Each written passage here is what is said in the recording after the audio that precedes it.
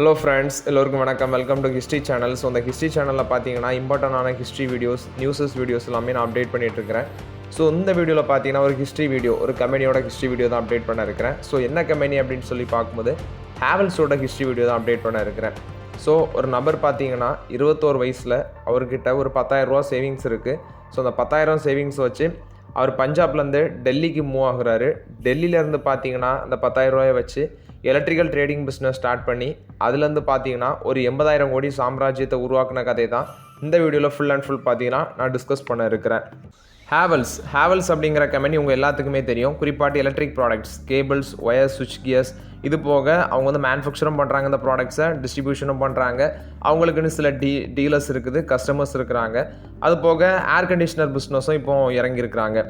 இந்த கம்பெனி எப்படி ஃபவுண்ட் ஆச்சு அப்படின்னு சொல்லி பார்க்கும்போது கியூமெட் ராய் குப்தா அப்படிங்கிற நபர் பார்க்கும்போது 1937 மல்லர்கோட்லா அப்படிங்கிற ஒரு இடத்துல பார்த்தீங்கன்னா இந்த கியூமெட் ராய் குப்தா பிறக்கிறாரு.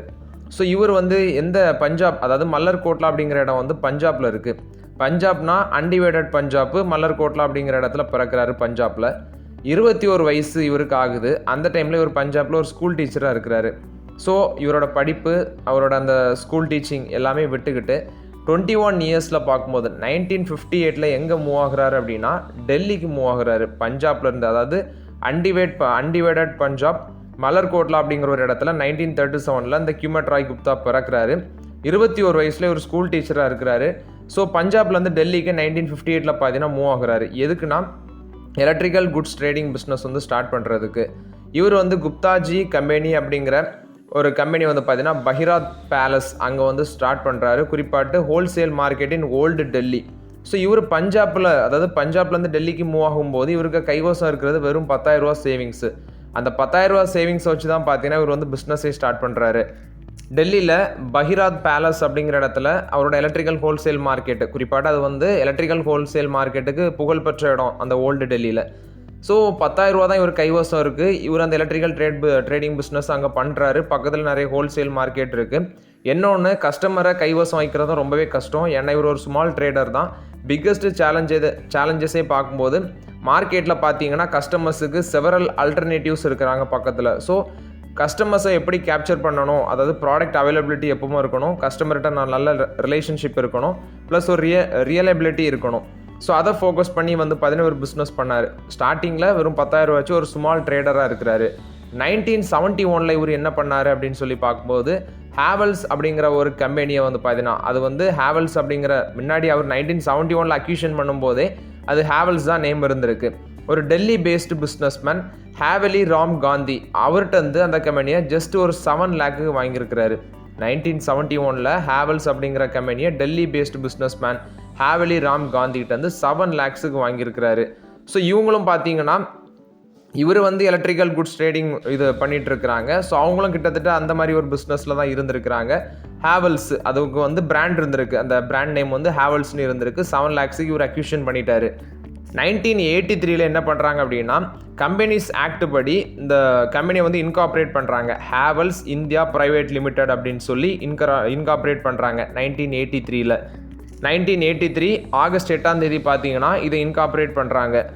இவர் வந்து இந்த ஹேவல்ஸை டேக் ஓவர் பண்ணாலும் அந்த ஹேவல்ஸ் அப்படிங்கிற அந்த பிராண்ட் நேம் வந்து பார்த்தீங்கன்னா ஒரு நேம் சேஞ்ச் பண்ணவே இல்லை. பட் அந்த கம்பெனியில் வந்து பார்த்தீங்கன்னா எலக்ட்ரிக்கல் பிஸ்னஸ் வந்து ஸ்ட்ரகிளிங்கில் இருந்துச்சு. அந்த பிஸ்னஸை வந்து அவர் டேக் ஓவர் பண்ணும்போது, அதாவது இந்த கியூமெட் ராய் குப்தா வந்து டேக் ஓவர் பண்ணும்போது அந்த பிஸ்னஸ் ஸ்ட்ரகிள் தான் இருந்துச்சு. ஸோ பிராண்டுங்கிறது ஒரு கம்பெனியில் பிராண்ட் பில்ட் பண்ணுறது ரொம்பவே கஷ்டம். ஸோ அந்த பிராண்டை வச்சே பார்த்தீங்கன்னா நம்மளோட பிஸ்னஸை வந்து ஸ்ட்ரகிளில் இருக்கிற பிஸ்னஸை அதே பிராண்ட் நேம் வச்சே நம்ம வந்து இம்ப்ரூவ் பண்ணலாம் அப்படின்னு சொல்லி அவர் முடிவு எடுத்திருக்கிறாரு. நேமை மாற்றவே இல்லை. ஸோ அவர் வந்து ஹோல்சேலில் எலக்ட்ரிக்கல் ப்ராடக்ட்ஸை வந்து வாங்கி விற்கிறது மட்டும் ஃபோக்கஸ் பண்ணாமல் ஃபஸ்ட்டு ஸ்டார்டிங்கில் அவர் அதை தான் பண்ணார். ஹோல்சேலில் பை பண்ணி எலக்ட்ரிக்கல் ப்ராடக்ட்ஸ் வந்து விற்றுக்கிட்டு இருந்தார். ஸோ அதை மட்டும் ஃபோக்கஸ் பண்ணாமல் மேனுஃபேக்சரிங் ப்ளஸ் அதை வந்து நம்ம ஓன் பிராண்டில் கொண்டு வந்து அதை மார்க்கெட் பண்ணணும், அதில் வந்து பார்த்தீங்கன்னா பெருசாட்டு அவர் ஃபோக்கஸ் பண்ணியிருக்கிறாரு. ஸோ இவர் வந்து கியூமெட் ராய் குப்தா என்ன ஃபோக்கஸ் பண்ணுறாரு, மேனுஃபேக்சரிங் ஃபெசிலிட்டிஸில் இன்வெஸ்ட்மெண்ட் பண்ணுறது ஃபோக்கஸ் பண்ணுறாரு. 1976 ஃபஸ்ட்டு மேனுஃபேக்சரிங் பிளான்ட்டு கீர்த்தி நகர் டெல்லியில் வந்து பார்த்தீங்கன்னா போடுறாங்க. இதில் ரீஒயரபிள் சுவிச்சஸ், சேஞ்ச் ஒயர் சுவிச்சஸ் இது எல்லாமே மேனுஃபேக்சர் பண்ணுறாங்க. நாளடைவில் பார்க்கும்போது அவங்களோட ப்ராடக்ட்ஸ் வந்து அந்த மேனுஃபேக்சரிங் ஃபெசிலிட்டியில் எக்ஸ்பென்ஷன் ஆகிருக்கு. Energy meters, other electric equipments இது எல்லாமே பார்த்தீங்கன்னா மேனுஃபேக்சர் பண்ணுறாங்க. 1990s பார்க்கும்போது கம்பெனி வந்து அக்ரெசிவ் மேனுஃபேக்சரிங் எக்ஸ்பேன்ஷன் பண்ணுறாங்க. ஸோ ஒரு பக்கம் நான் சொன்ன மாதிரி மேனுஃபேக்சரிங் ஃபெசிலிட்டியில் இன்வெஸ்ட்மெண்ட் பண்ணுறாங்க. எப்போ 1976 ஃபஸ்ட்டு மேனுஃபேக்சரிங் பிளான் டெல்லியில் போடுறாங்க. அதில் சில ப்ராடக்ட்ஸை பண்ணுறாங்க. நாளடைவில் எக்ஸ்பேன்ஷனும் பண்ணுறாங்க. 1990s வந்து அக்ரெசிவ் மேனுஃபேக்சரிங் எக்ஸ்பென்சஸ் குறிப்பாட்டு க்ரூஷியல் டெக்னிக்கல் கொலாபரேஷன் பார்க்கும்போது ஜெர்மன் ஃபர்ம் கம்பெனியாக இருக்கிற கிறிஸ்டியன் கெயர், அடுத்து வந்து ஷீல் இண்டஸ்ட்ரி வர்க்கி, இவங்களுக்கு கூட எல்லாமே பார்த்தீங்கன்னா பார்ட்னர்ஷிப் வச்சு மேனுஃபேக்சர் பண்ணுறாங்க. Advance miniature circuit breakers, control gears, இது எல்லாமே பார்த்தீங்கன்னா இந்தியாவில் மேனுஃபேக்சர் பண்ணுறாங்க.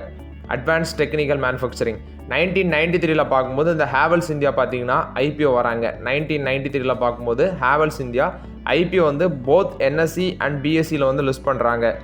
1980s 1990s அந்த டைமில் தான் பார்த்தீங்கன்னா இந்த ஹேவல்ஸ் கம்பெனி வந்து நிறைய புது கம்பெனிஸை வாங்குறது, நிறைய பிராண்ட்ஸ் அக்யூசிஷன் பண்ணுறது, அவங்களோட எலக்ட்ரிக்கல் ப்ராடக்ட் அண்ட் ஸ்விட்ச் கியர் செக்மெண்ட் வந்து பார்த்தீங்கன்னா ஸ்ட்ரென்தன் பண்ணது, அதில் வந்து பெருசாட்டு ஃபோக்கஸ் பண்ணுறாங்க. ஸோ அவங்களோட இம்பார்ட்டன்ட் டிரான்சாக்ஷன் அப்படின்னு சொல்லி பார்க்கும்போது டவர்ஸ் அண்ட் டிரான்ஸ்ஃபார்மர்ஸை வந்து அக்யூஷன் பண்ணுது. அது மட்டும் இல்லாமல் லாஸ் மேக்கிங் பிஸ்னஸ் வந்து ப்ராஃபிட்டபிளாட்டு ஒரு வருஷத்துலேயே பார்த்தீங்கன்னா உருவாக்கி காட்டியிருக்கிறாங்க. அதாவது அவங்க ஹேவல்ஸை டேக் ஓவர் பண்ணும்போது ஸ்ட்ரகிளாக இருந்துச்சு, அதை ஒரு வருஷத்துலேயே ப்ராஃபிட்டபிளாக மாற்றிருக்கிறாங்க. நெக்ஸ்ட் அவங்க அக்யூர் பண்ண பிஸ்னஸ் பார்க்கும்போது ஸ்டாண்டர்ட் எலக்ட்ரிக்கல்ஸ், கிராப்ட்ரி இந்தியா, இதெல்லாமே பார்த்தீங்கன்னா அக்யூஷன் பண்ணி அவங்களோட போர்ட்ஃபோலியோ பிராண்ட்ஸுக்கு வந்து இவங்களோட ப்ராடக்ட்ஸ் ஆட் பண்ணி ஸ்ட்ரென்தன் பண்ணியிருக்கிறாங்க. அது மட்டும் இல்லாமல் அவங்களோட அப்ரோச் வந்து பார்த்தீங்கன்னா ரொம்பவே கிளியராக இருந்துச்சு. ஹேவல்ஸ் வந்து வெறும் ஒரு ப்ராடக்ட்டை வந்து வாங்கி விற்கிறது மட்டும் ஃபோக்கஸ் பண்ணாமல் நிறைய ப்ராடக்ட்ஸ் வந்து பார்த்தீங்கன்னா எக்ஸ்பேன்ஷன் பண்ணியிருக்கிறாங்க. அதாவது அவங்கள்ட்ட இருக்கிற ப்ராடக்ட்டை மட்டுமே மேனுஃபேக்சர் பண்ணி விற்காமல் வேரியஸ் ப்ராடக்ட்டுக்கு எக்ஸ்பேன்ஷன் பண்ணியிருக்கிறாங்க. அவங்களோட மேனுஃபேக்சரிங் கேப்பபிலிட்டிஸ், ப்ராடக்ட் ரேஞ்ச், பிராண்ட்ஸ்லாம் எக்ஸ்பேன்ஷன் பண்ணியிருக்கிறாங்க. 1992 பார்க்கும்போது ஹியூமன் ராய் குப்தாவோட சன் அனில் ராய் குப்தா அவர் ஹேவல்ஸில் ஜாயின் பண்ணுறாரு. ஸோ இவரோட லீடர்ஷிப்பில் தான் பார்க்கும்போது கன்சியூமர் மார்க்கெட் ரொம்பவே எக்ஸ்பென்ஷன் ஆயிருக்கு. குறிப்பாட்டு various categories, fans, lighting, modular sisters, water heater, domestic appliances, இதில் எல்லாமே பார்த்தீங்கன்னா இவரோட சன்னோட டேர்ம் ரெஜிமில் வந்து ரொம்பவே எக்ஸ்பென்ஷன் ஆயிருக்கு. அதாவது ஸ்டார்டிங்கில் வந்து சின்ன எலக்ட்ரிக் ட்ரேடிங் கம்பெனியாக இருந்தது, அடுத்து எலக்ட்ரிக்கல் ப்ராடக்ட் மேனுஃபேக்சரிங் பண்ண கம்பெனியாக மாறி அடுத்து வந்து பார்த்தீங்கன்னா consumer facing electrical and appliances பிராண்டாட்டு உருவெடுத்திருக்காங்க. 2007 பார்க்கும்போது ஹேவல்ஸ் ஸ்லிவேனியா லைட்டிங் இன்டர்நேஷ்னல், அது வந்து பார்த்தீங்கன்னா யூரோப்பியன் லைட்டிங் பிஸ்னஸ் கம்பெனி, அதை ஒரு 227 அதாவது 227.5 மில்லியன் யூரோவுக்கு டேக் ஓவர் பண்ணியிருக்கிறாங்க.